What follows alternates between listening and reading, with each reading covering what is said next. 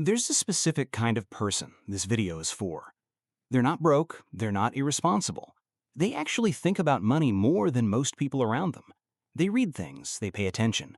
They've probably made decent financial moves, saved something, maybe invested a little, avoided the obvious mistakes. But here's what's strange. When they sit down and look at the actual numbers, the real picture of where they stand financially, something doesn't add up.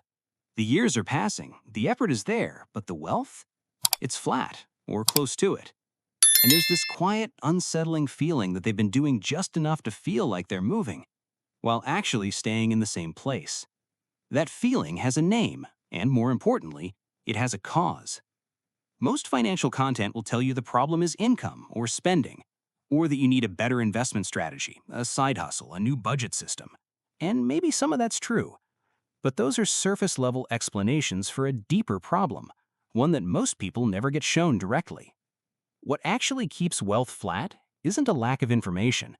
It isn't even a lack of discipline. It's a set of invisible forces, psychological, structural, and behavioral, that were never designed to make you wealthy. They were designed to keep you stable. And stability, as comfortable as it feels, is the enemy of accumulation. Here's what I mean. Most people's relationship with money was never built around growth. It was built around relief, around not being in trouble, around having just enough to feel okay.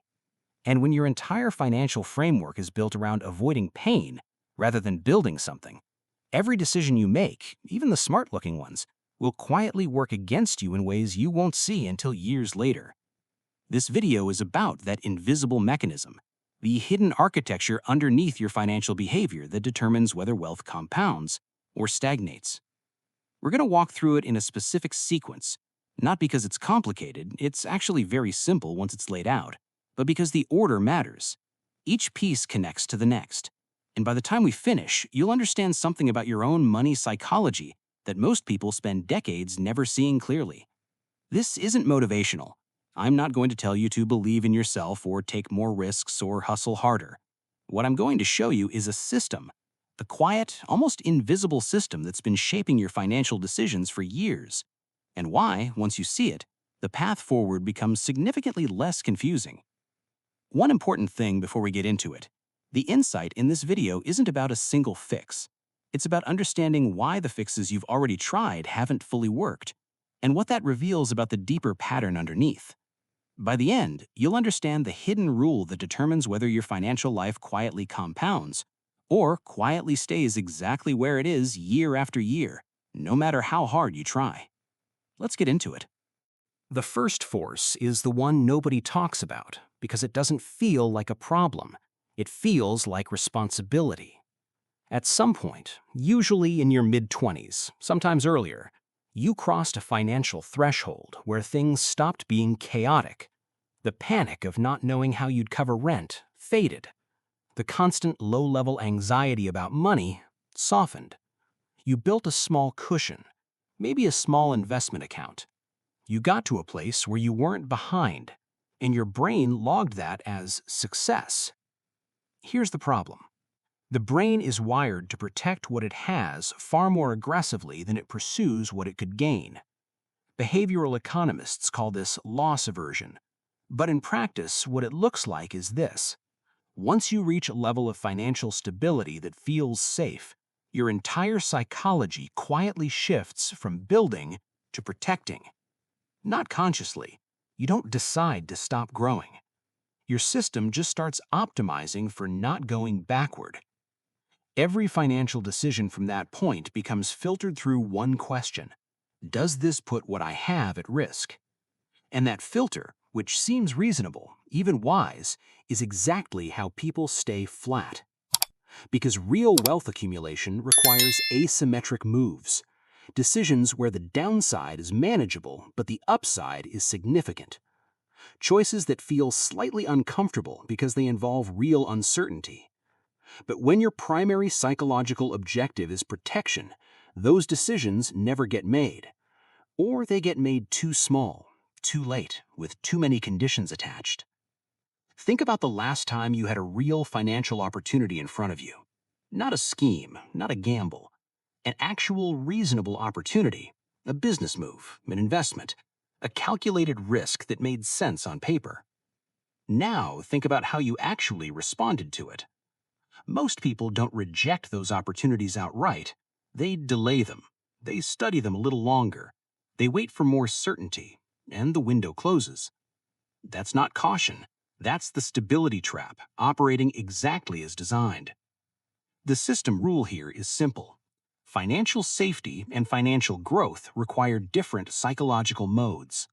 You cannot be in both at the same time. And if you never deliberately shift out of protection mode, which feels calm and responsible, you will protect your way into a flat financial future. The insidious part is that this trap is invisible inside itself. When you're in it, it doesn't feel like stagnation. It feels like maturity, like you've learned to be careful with money, like you're being smart, and 10 years pass. Here's what I want you to hold on to as we go forward. The stability trap isn't about what you're doing wrong. It's about what your psychology has quietly stopped allowing. And that distinction matters enormously for what comes next.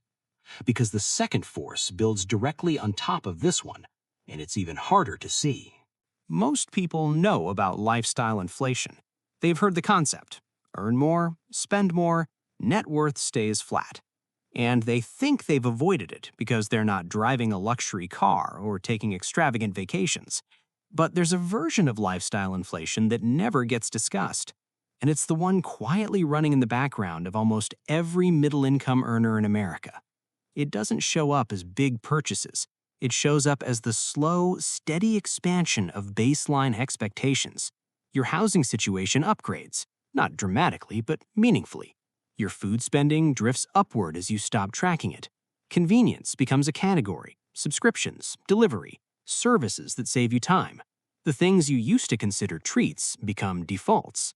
And your social spending rises because the people around you are also earning more. And social spending is one of the most psychologically invisible categories there is. None of these things feel like excess. That's the point. Each one feels reasonable. Each one feels proportionate to where you are in life.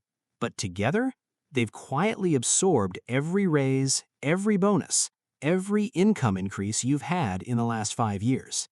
Here's the part that makes this specific to stagnation. Not just wealth building slowly, but wealth staying flat. It's not just that spending rose with income, it's that expectations reset. Once your baseline shifts, it becomes almost psychologically impossible to go back without it feeling like deprivation. So your floor rises, but your financial ceiling stays the same. You're now spending from a higher base, which means the margin, the gap between what you earn and what you need, has actually narrowed even as your income grew. That narrowing margin is where wealth is built, or isn't. There's a specific threshold that matters here. Research consistently shows that beyond a certain income level, additional earnings have almost no impact on net worth if spending is scaled proportionally. The number changes by location and cost of living, but the pattern is universal. Income without margin is just a more expensive treadmill. The person earning $120,000 with $115,000 in expenses is not more financially secure than the person earning $80,000 with $60,000 in expenses. They feel more secure, they look more financially successful, but their actual wealth-building capacity, the margin, is smaller. And this connects back directly to the stability trap, because when your baseline is high, protecting it feels even more urgent, which means protection mode tightens, which means growth moves get delayed even further. These two forces aren't separate problems, they're a system. Each one reinforces the other. The stability trap makes you avoid risk. Lifestyle drift removes the margin you'd need to take calculated moves. Together, they create a ceiling that feels permanent, even when it isn't. But there's a third force underneath both of them, and this one is the most personal. I want to tell you about two people. Neither of them is famous. Neither of them made a catastrophic mistake. Their story is quiet, which is exactly why it matters. The first person, call him Marcus, graduated college, got a solid job in his mid-20s, and did everything the way you're supposed to. He saved a percentage of his income. He contributed to his 401k. He bought a reasonable car, rented a reasonable apartment, avoided credit card debt. By 30, he felt financially ahead of most people he knew. And honestly, he was. But by 35, something strange had happened. His income had grown by nearly 40%, and his net worth had barely moved. Not because of a crisis, not because of a bad investment, because every dollar of growth had been quietly absorbed by a better apartment, a newer car, higher monthly expenses that accumulated without any single decision feeling irresponsible. He was protecting what he had, spending in proportion to what he earned, and making decisions that felt careful while the years passed, and the number stayed flat. The second person, call her Dana, had a nearly identical income trajectory. But somewhere around 28, she had a specific realization. Not a crisis moment, just a quiet afternoon where she sat down with a spreadsheet and looked at the gap between what she'd earned over 5 years and what she actually had to show for it. The math didn't work, and she couldn't explain where the difference had gone. That moment of clarity, uncomfortable as it was, changed how she made decisions. She didn't make dramatic changes. She didn't go minimalist or swear off anything. What she changed was her relationship to margin. She started treating the gap between income and expenses as a non-negotiable, not a goal, not a target, a fixed reality that spending had to arrange itself around. Everything above the margin was available, everything below it wasn't. 5 years later, the difference between her financial position and Marcus's was significant. Not because she earned more, not because she took bigger risks, because she protected the margin instead of protecting the lifestyle. The metaphor I keep coming back to for this is a river. Wealth isn't built in the water, it's built in the banks. The water is your income. It flows constantly, and it feels substantial.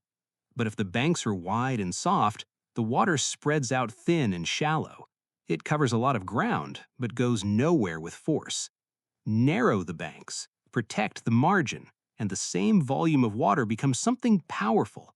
It moves, it accumulates, it carves a path. Marcus had a river. Dana had a current. The difference wasn't discipline in the traditional sense. It was architecture, a structural decision about how money was allowed to flow. And that distinction, architecture versus discipline, is exactly what the next section is about. Here's a force that almost never gets named directly, but once you see it, you'll recognize it immediately. Most people's financial identity, the internal picture they hold of themselves as a money person, is running on a significant delay. If you grew up in a household where money was scarce, your internal framework was built around scarcity. And even if your income has been solid for years, that framework doesn't automatically update. You still hesitate in the same ways. You still feel guilt around the same purchases. You still have a low-grade anxiety about financial security that doesn't match your actual current position. Or the reverse. If your early adult years were financially comfortable, you may hold an internal picture of yourself as someone who doesn't need to track things closely, who has room to be generous, who can figure it out later. And that picture persists, even when the actual numbers no longer support it. This is identity lag, and it shapes financial behavior in ways that are almost completely invisible from the inside. The reason it matters for stagnation specifically is this. Your financial decisions don't come from spreadsheets. They come from self-image. People don't invest in ways that feel inconsistent with who they believe they are. They don't make aggressive financial moves if their identity is built around caution. They don't hold the margin if their identity is built around generosity or comfort. The decision always traces back to the image. And here's the quiet devastation of identity lag. It means you can have every piece of financial information you need, the strategy, the vehicle, the understanding, and still not act on it consistently. Because the information is landing in a self-image that hasn't caught up to your actual life yet. You know what you should do, but who you believe you are hasn't arrived at that same conclusion. Think about this in concrete terms. The person who grew up with financial scarcity often has tremendous difficulty holding on to accumulated wealth, not because they spend recklessly, but because wealth feels foreign to their identity. It creates a subtle discomfort that the psychology resolves by spending, or by minimizing, or by avoiding looking at the numbers directly. The fix here isn't psychological therapy. It's simpler than that. It's the deliberate act of updating the story you tell yourself about your financial identity, based on evidence, not aspiration. Not, I am someone who will be wealthy one day, but I am someone who currently makes specific, structured financial decisions. I protect margin. I move slowly and deliberately. That is who I am now. Identity precedes behavior. Always. Update the identity and the decisions start to shift on their own, quietly, consistently, without requiring constant willpower. Which brings us to the fourth force, the one that sits underneath all of the others and is the most structural of all. Everything we've discussed so far, the stability trap, lifestyle drift, identity lag, they all produce the same outcome at the financial level, a gap. Not a dramatic gap, not a catastrophic one, a quiet, consistent, years-long gap between what your money could have been doing and what it was actually doing. And that gap has a cost that most people never calculate directly. Here's a simple way to see it. If you have $50,000 sitting in a low-yield savings account, or worse, scattered across checking accounts, half invested, half not, that money is losing ground every single year in real terms. Not dramatically, quietly. But if that $50,000 had been in a properly allocated investment account over 10 years, the difference between those two outcomes isn't $50,000. It's multiples of $50,000. Depending on the period, potentially the difference between a flat number and something approaching $130,000 or more. The money didn't go anywhere. Neither did the opportunity. What disappeared was time. And time, unlike money, cannot be earned back. This is the compounding gap, and it's the most expensive thing in the financial lives of educated, capable people. Not debt, not bad investments, not low income. The years where money was neither lost nor productively deployed. What makes this force particularly dangerous is that it's completely invisible during the period it's happening. You don't feel the cost of a missed decade of compounding while that decade is occurring. You feel it 20 years later, when the math finally becomes undeniable. And by then, the window for the most powerful compounding years, the early ones, has already closed. This is the structural consequence of everything else in this video. The stability trap keeps you in protection mode, so money sits rather than works. Lifestyle drift narrows the margin, so there's less available to deploy. Identity lag keeps you from making the structural decisions that would change the system. And underneath all of it, compounding runs on time, not effort.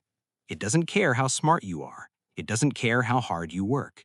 It rewards the person who arranged their system early, and it is silent and merciless to everyone who didn't. Here's the rule. Time in the system matters more than almost any other variable. The arrangement of money across time is the actual game, not the stock picks, not the timing.